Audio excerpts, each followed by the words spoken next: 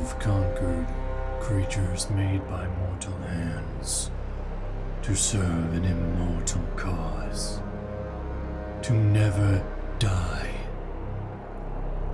The ancient markings of a time long past, now revisited by the mind of a man edging his way to the cliffside of insanity. The power of knowledge curses many, and many fall to this curse. But you came out victorious.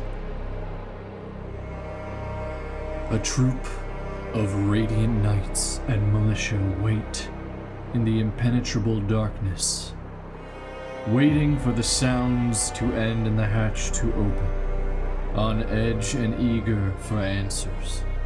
You hold back and beckon them to let this matter go, or take them to their commanding bishop.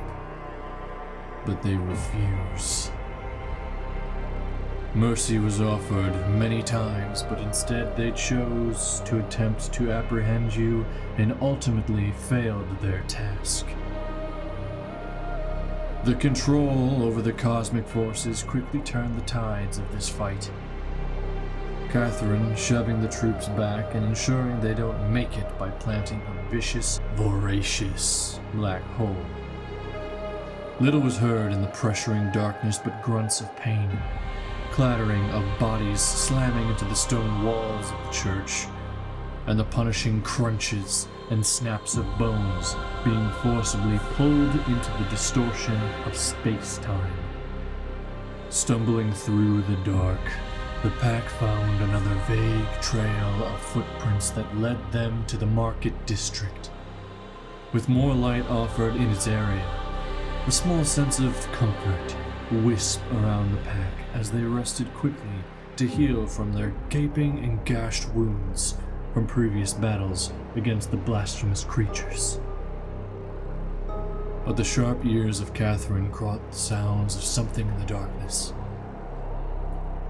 Moving quickly and steadily through the voided spaces, as the pack ran to the area, they were attacked by winged enemies that gave them quite the fight.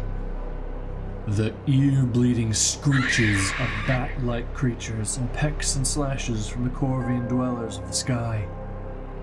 But soon another sound was heard by the whole party. The screams of a woman.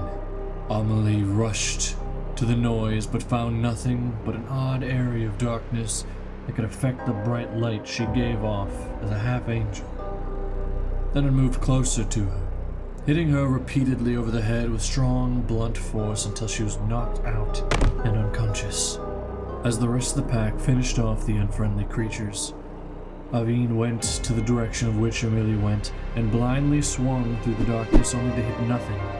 But the presence of another being was enough to encourage whatever things there was to retreat down the road and into the unknown once again. Regaining the consciousness of Millie, they looked around the area, finding a fresh puddle of blood. They quickly assumed it was whatever Catherine heard. Perhaps this was the creature that killed the others. No, that wasn't right. Their murderer left bodies and only took limbs. This was something else. Regardless, after finding a piece of paper that appeared to be under the illusory script spell, they continued to walk and stop at the slightly ajar manhole cover on the ground.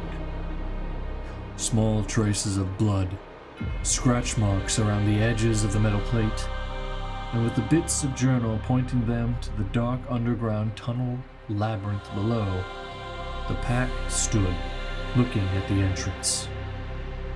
As above, so below. One can only assume what lies in wait in the oppressive chambers beneath them. But they hope the answers to their questions are ready to show themselves and put this unease of the city to rest.